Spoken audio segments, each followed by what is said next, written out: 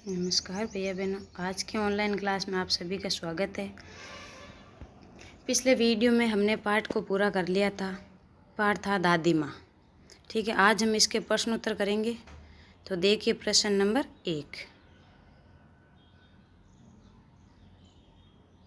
लेखक को अपनी दादी माँ की याद के साथ साथ बचपन की और किन किन बातों की याद आई। यानी कि प्रश्न कह रहा है कि लेखक को अपनी दादी माँ की तो याद आई, उसी के साथ साथ उसको बचपन की भी कुछ याद आई। तो वो बचपन की कौन कौन सी यादें उसको आई थी। तो इसका उत्तर ये होगा, जब लेखक को मालूम हुआ कि उनकी दादी की मृत्यु हो गई तो उनकी आंखों के सामने दादी माँ के साथ बिताई गई कई बातें सजीव हो उठी। यानी कि वो फिर से जीवित हो उठी बातें। दादी माँ जीवित नहीं हुई, बातें जीवित हो उठी।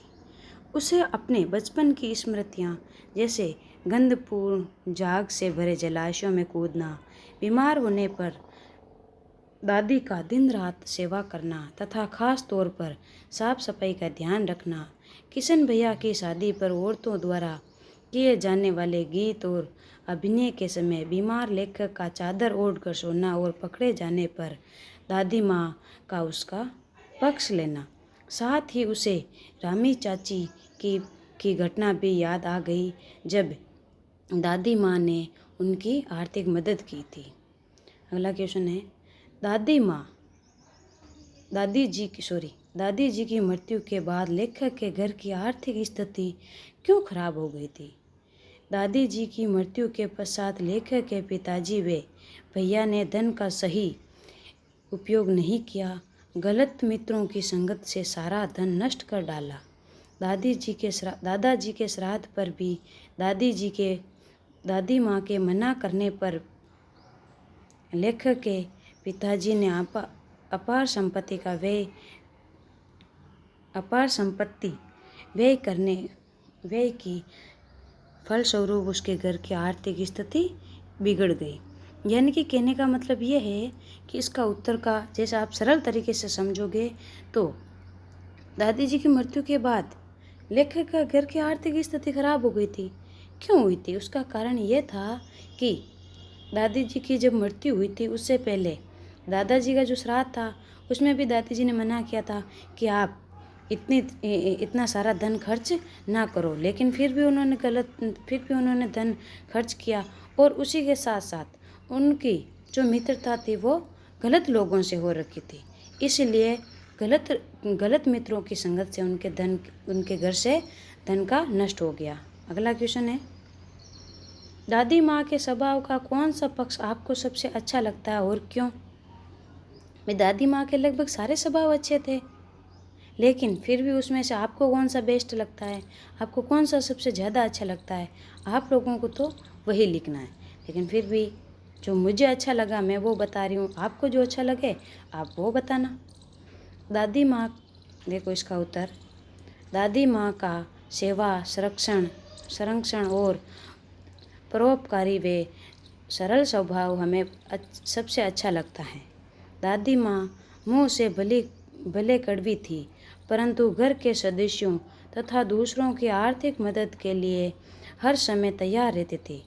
आवश्यकता के समय दादी जी की अंतिम निशानी सोने का कंगन देकर घरवालों की मदद की।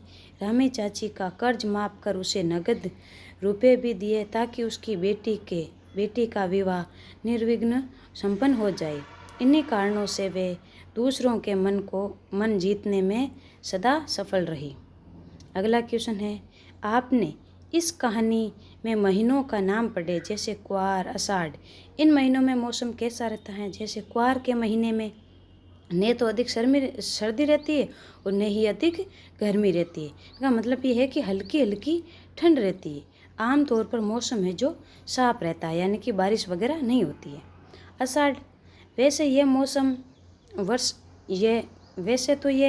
वर्षा का मौसम होता है, परंतु इस महीने में वर्षा न हो तो गर्मी बढ़ जाती है, उमस होने लगती है।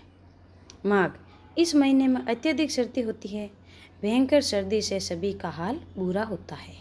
आषाढ़। माघ में आपको पता ही है सबसे अधिक भयंकर सर्दी पड़ती है।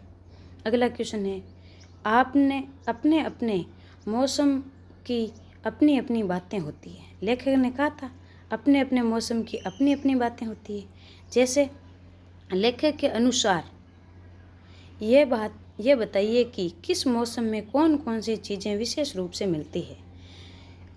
कुआर के महीने में तरबूज, खरबूज, फालसे और लीची मिलती है, आप लोग खाते भी हों। आषाढ़ के महीने में आम है, जामुन है, खीरा है, यानी कि बरसात का मौसम है, अभी चल रहा है, आप लोग खाते भी हो। भाषा की बात के क्वेश्चन। पहला है, नीचे दिए पंक्तियों पर ध्यान दीजिए। जरा सी कठिनाई पड़ते अनमना सा हो जाता है मन से सफ़ेद। समानता का बोध कराने के लिए सा, सी, से का प्रयोग किया जाता है। ऐसे 5 और शब्द लिखिए और उनका वाक्य में प्रयोग कीजिए। जैसे आकाश नीला सा हो गया। रुई से नानी के बाल रुई से सफ़ेद हो गए। मिश्री सी बाल कृष्ण की बातें गोपियों को मिश्री सी लगती थी। चांदी सा उनका चेहरा चांद सा गोल है। सागर सी उनकी आँखों में सागर सी गहराई है। इसी प्रकार से आप लोग खुद कोई भी शब्दों से ऐसे 5 और वाक्य बना सकते हैं। उम्मीद करती हूँ आप लोग 5 और वाक्य बनाएंगे, इसमें और जोड़ देना 5 और, पूरे 10 कर लेना। 7वां क्वेश्चन है, कहानी में छू छू कर ज्वार का अनुमान करती हैं, पूछ कर घरवालों को परेशान कर देती हैं। जैसे वाक्य हैं, किसी क्रिया को जोर देकर कहने के लिए एक से अधिक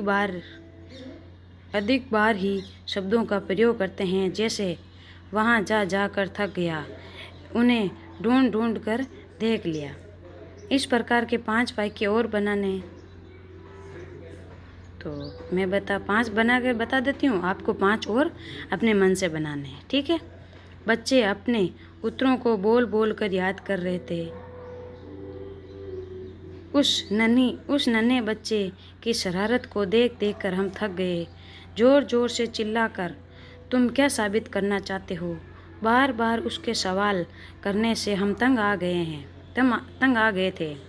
पुलिस ने अपराधी को पीट कर अधमरा कर दिया। उम्मीद करती हूँ आप लोगों को ये समझ में आया होगा। इसके प्रश्न उत्तर ये पूरे 7-8 हैं, आप लोगों को करने हैं। 7 क्वेश्चन हैं, जिसमें से 2 तो भाषा की बात के हैं और 5 प्रश्न उत्तर आपकी किताब में से हैं। आप सभी को ये सारे क्वेश्चन सही करना है, ठीक है। नमस्कार।